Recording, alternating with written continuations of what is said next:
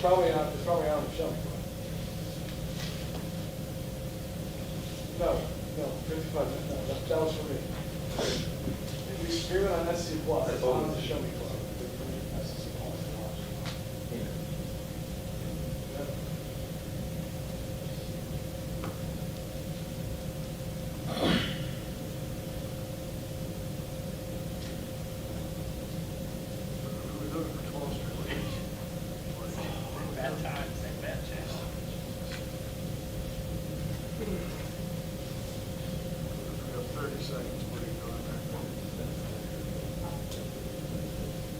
Hey.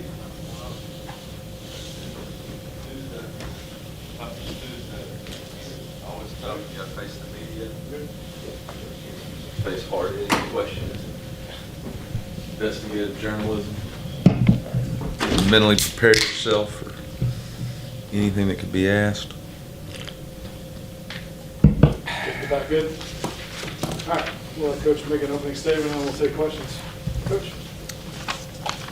Yeah, I first want to read to y'all a poem that I received in the mail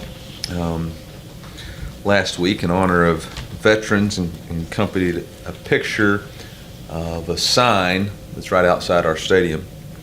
The sign says PFC Dale Raymond Jackson Memorial Highway. It's more than just a sign. Will you pass that around? It's more than just a sign. It's fall around the city of Columbia. Football is in the air. Fans parading into the stadium. Black and gold is the color they wear. Amongst all the bustle and scurry stands a rectangular memorial sign. White letters spell out a name. The students meander on by. That name has such a meaning, but goes unnoticed by the passerbys. It's the name of a valiant young soldier. Protecting our freedom is why he died. The name of Dale Raymond Jackson is stenciled upon that roadside sign. He's one of over 58,000 who put their future on the line. Yes, it's just a simple green sign erected alongside a roadway, reminding us of the sacrifice they made so you could be here today. So go about your day and have a wonderful time, but please say a little blessing for your freedom when you see that young soldier's name upon that memorial sign. Dale Raymond Jackson grew up in Columbia. His parents had, what I've been told, his parents had season tickets to Mizzou football. And in fact, Dale attended many games in his junior high and senior years. He attended Hickman High School, was drafted into Vietnam, gave his life for our freedom. And I want to take a special moment to recognize the significance of that sign that I had not known until I received a letter from Gary Blackmore. And I appreciate Gary Blackmore's letter that he sent to me, and I believe he wrote this poem and has made it his life's work. He was in Vietnam with Dale and has made it part of his life's work to make sure that we memorialize and remember the sacrifices that they made. So wanted to make that in lieu of memorial, or in light of Veterans Day last week. So appreciate that sign even more every time I see it. This week's a special week for us in honoring our 27 seniors, guys who have a combination, which is what makes the team so unique, a combination of guys who have spent their entire careers here, stayed through a coaching transition, some that believed in me and stayed committed to us, and some who committed while we were in the transition. Others who chose to join us on their journey, and just appreciative to these guys and men who have seen tough days and great days and sold out days at Faurot, and hopefully they'll get one more opportunity to run out in front of a sold out Faurot Field and play their last home game for the Missouri Tigers. But a special group of men who've really worked hard to restore the roar at Mizzou. I want to start with the guys who have chosen to be here their entire career: Chris Abrams-Drain, J.C. Carlisle, Xavier Delgado, Cayman Hayes, Sean Hendershot, Harrison the Thicker Kicker Mevis, Ennis Rakestraw, Chad Bailey, Javon Foster, Darius Robinson. Other guys who chose to join us on their journey: Joseph Charleston, Mookie Cooper, Niles Gaddy, Realist George, Peanut Houston, Jaden Jernigan, Marcellus Johnson, Josh Landry, Micah Manning, Nathaniel Pete, Benzie Polgar, Tyler Stevens, Ben Stratman, Theo Weiss, Riley Williams, Tyron Hopper, and Cody Schrader. These young men, these 27 men, combine our senior class, and we will honor them in Faurot Field prior to the game. I know weekend times are precious, and there's a lot of different things, especially going into the holiday weekend, but I hope that the students will remain one extra day and make sure that our student section is full, and I hope those that have no plans will make a Saturday evening in Faurot special for those guys one more time, as we play a very difficult opponent in the Florida Gators. I'm really proud of our team and what they accomplished last Saturday, but as I told the team and the staff, our mindset has got to be 1-0, and we've got to take the emotion out of the victory and move on to our next opponent. Florida is a very talented team. They have a very talented roster, much like they always do, and they're very efficient in what they do offensively and defensively. Obviously, last year when we played them, they had multiple draft picks, including, I think, the number 4 overall pick at quarterback. This year, I think they're playing even more efficiently with their quarterback. I think Graham Mertz is playing outstanding. Obviously, as a Kansas City native, is doing a very good job of being efficient. Coach Napier's offense, he spreads the ball around very well. Eugene Wilson does an excellent job as a true freshman, is really a dynamic player in this league. And then they have outstanding running backs with Etienne and Montrell Johnson Jr. Both those guys are dynamic playmakers.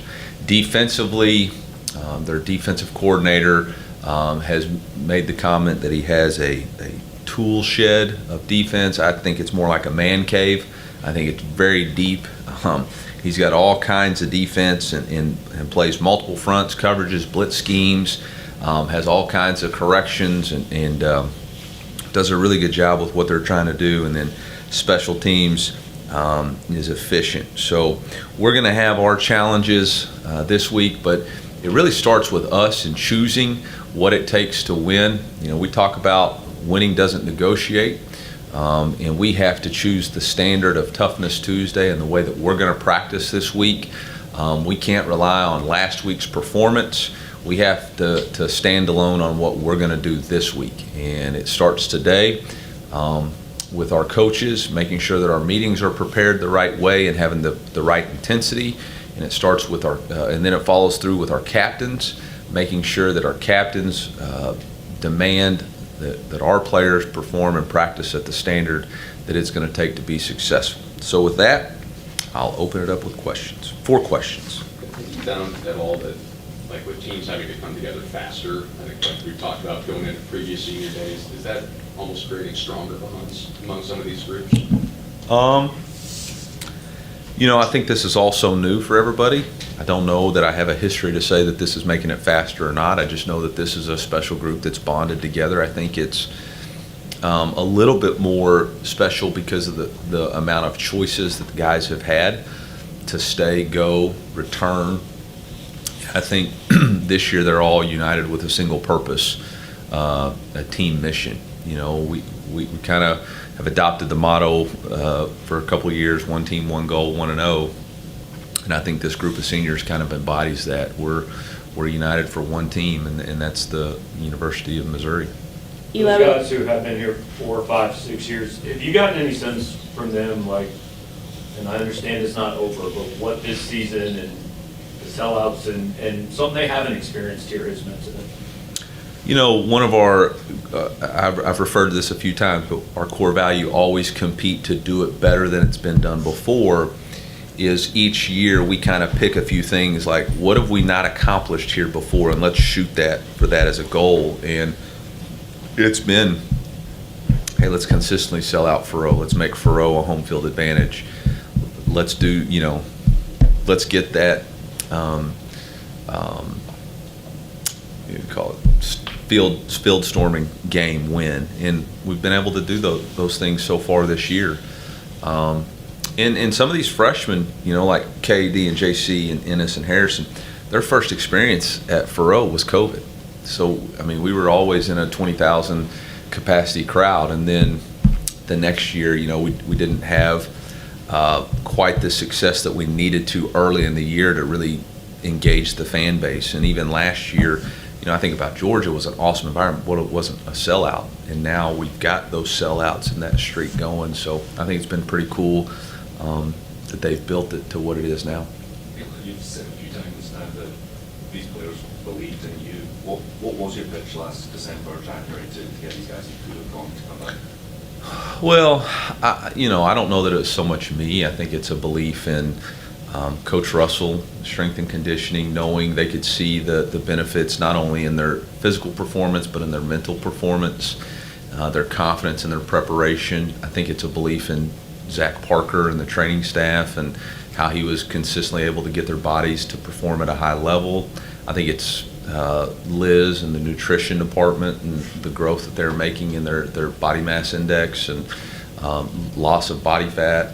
I think it's also the belief in the coaching staff and knowing that those guys are preparing them to play at a really high level. I mean, I think all of those combinations, I think maybe there was a belief that I could potentially pick the right people. I think you look at Javon and X, I think we were just named, I know we were just named semifinalists of the Joe Moore Award. There was a belief that, all right, we believe that Coach Drink will bring the right people in, and obviously Coach Jones has done a lot for us on the offensive line. So I think it's a consistency in the people that we've surrounded them with. I don't necessarily know that it's me. It's more about the people that we've surrounded them with. This group of 27 guys, you said have gone through so many ups and downs in their years and before maybe they came to Mizzou. What do you feel like their legacy and kind of maybe the lessons that they've left with maybe some of the freshmen, the younger guys in this? Yeah, I don't know where the phrase came from, but kind of restore the roar. Restore the roar of Faurot Field, and hopefully it's a new trajectory of Tiger football. We've kind of been stuck there in that middle, and now obviously this year we're not, and obviously we got to finish. We got to finish the season, but there's a new respectability to our program, whether it's on the recruiting trail or on the football field, and that's a tribute to those guys and their belief. And when others chose to leave, they chose to walk shoulder to shoulder and move forward together, and that's a pretty special thing. Coach, Florida 5-5, they're trying to make a bowl game. We were in this situation last year doing the same thing. So how dangerous is a team with their backs against the wall? What type of things do you expect to see from them with that pressure? Yeah, they're a really good football team. I know their record's not what they want, but outside of us, I think they've played Tennessee as dominating a performance there, and they obviously have some really talented players. I mean, you look at their roster; it's littered with 4- and 5-star guys, top to bottom. They've gotten big transfers. Ricky Pearsall is a big-time transfer. I think the offensive lineman, Micah Mazaka from Baylor, I know he's a big-time transfer that we even looked at. So, I think their defensive end, Princely, is as good a defender and defensive end as there is in the country. So they've got some really good players. I know that Coach Napier is building the right kind of culture and the right kind of fight and the attention to detail, and they've got really good schemes on both sides of the ball. I don't know that their back against the wall has really got anything to do with what our preparation is going to be about. Our preparation is understanding that we respect our opponent and who they are and what the level of play that they can perform at. I mean, they just took LSU. It was at one point in the third quarter they had the lead. So I think we have a lot of respect for them, but it's really more about how we want to play and what kind of mentality we want to play with and the attention to detail that we need to have in practice this week and the fundamentals that we need. We have a lot of respect for what they do offensively, and it's really going to start with stopping the run.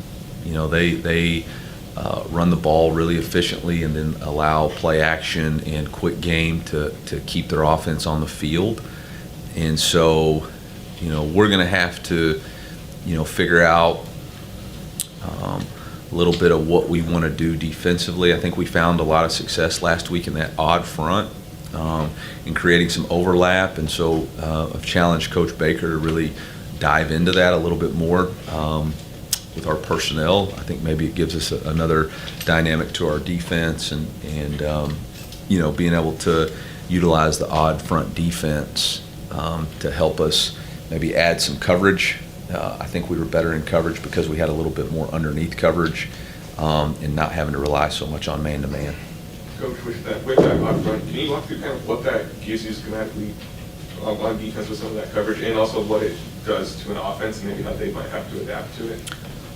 Well, it creates a whole new set of problems for your angles as far as how you're trying to block stuff and just how you can climb up to your linebackers. We were able to add JC and Dalen Carnell into our run fits and even Joseph Charleston some. And so, Joseph's always been a really good tackler, so is JC down in the box.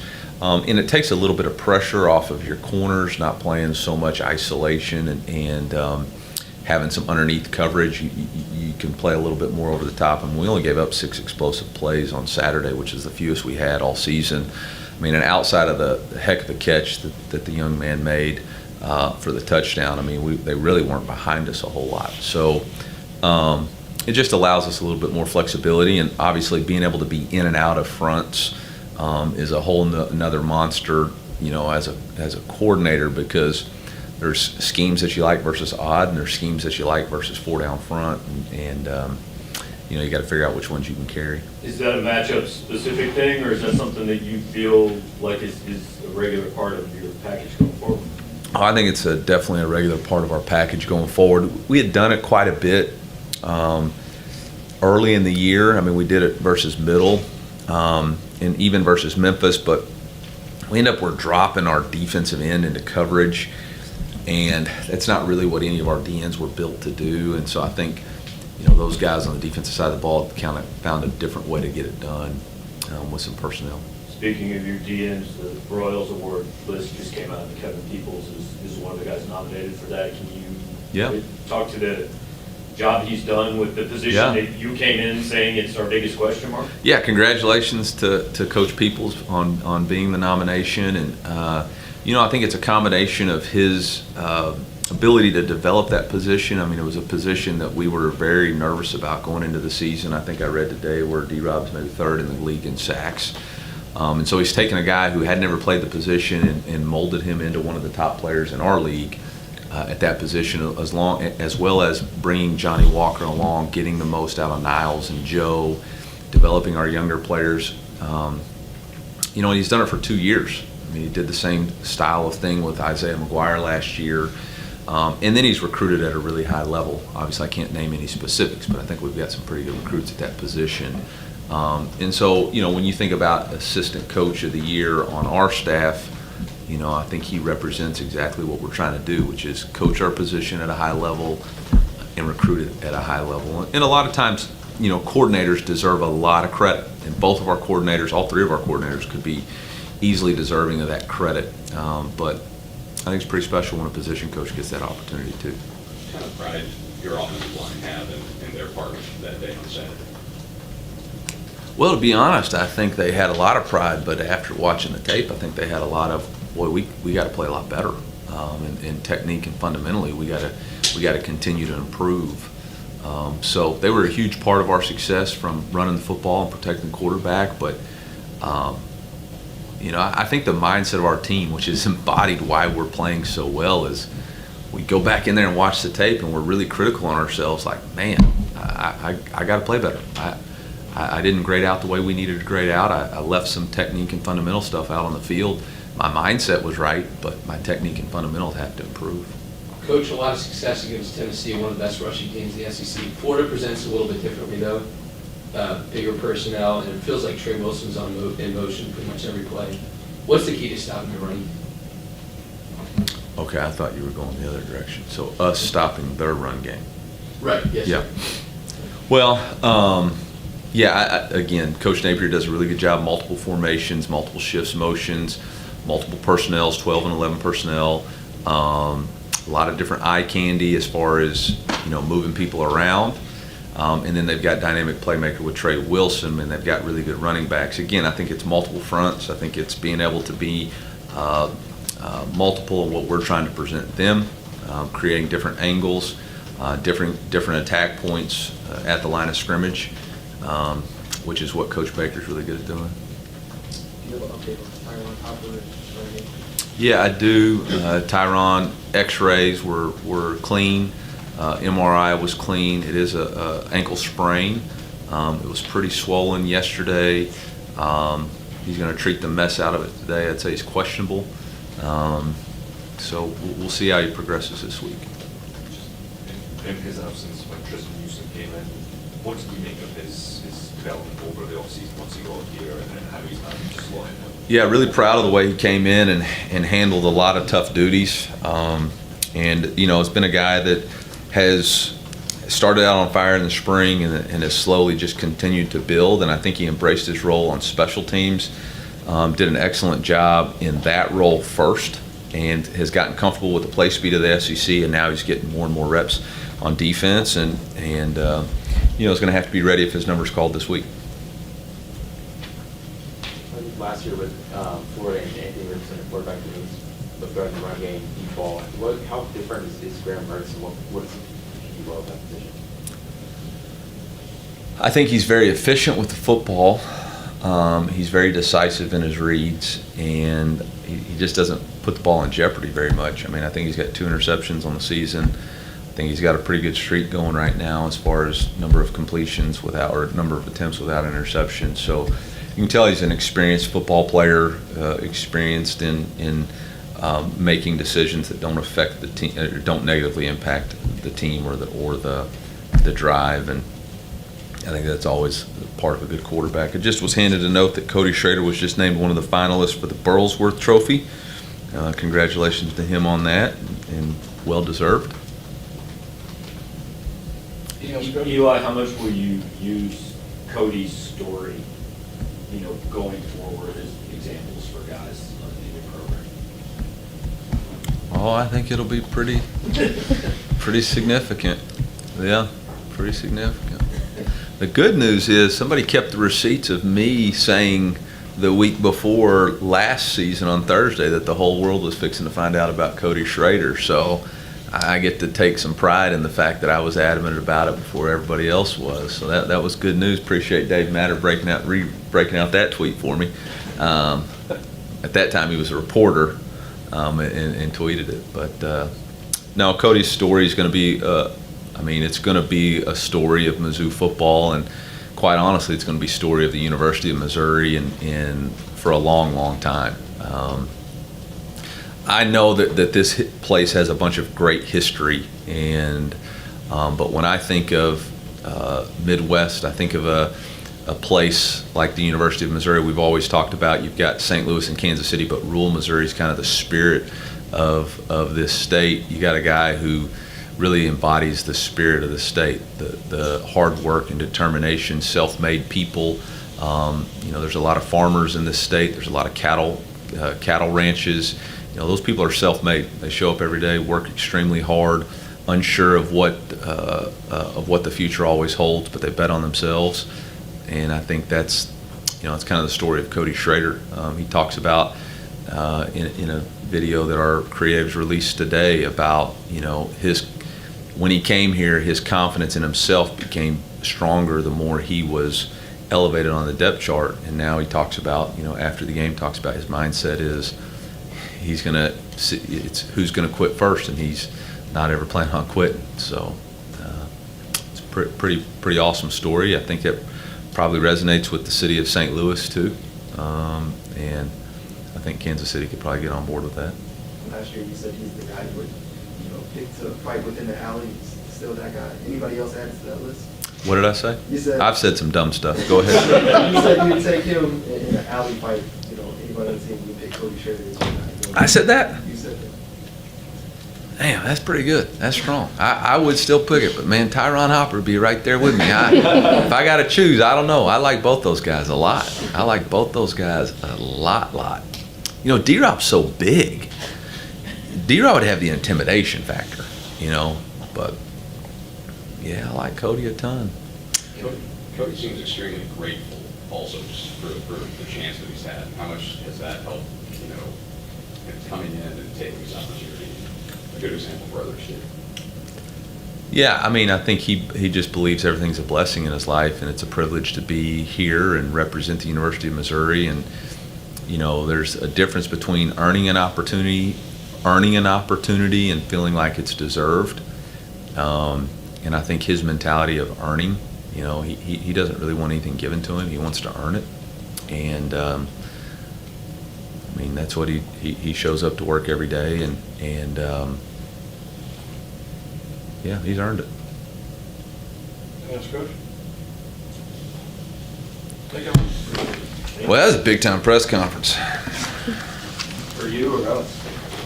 Well, I mean, I thought I did my best job. I had a poem, I had seniors, I had a picture, show and tell. Can I get my picture back? Who got my picture? Okay. That was a big-time poem. That was a big-time poem.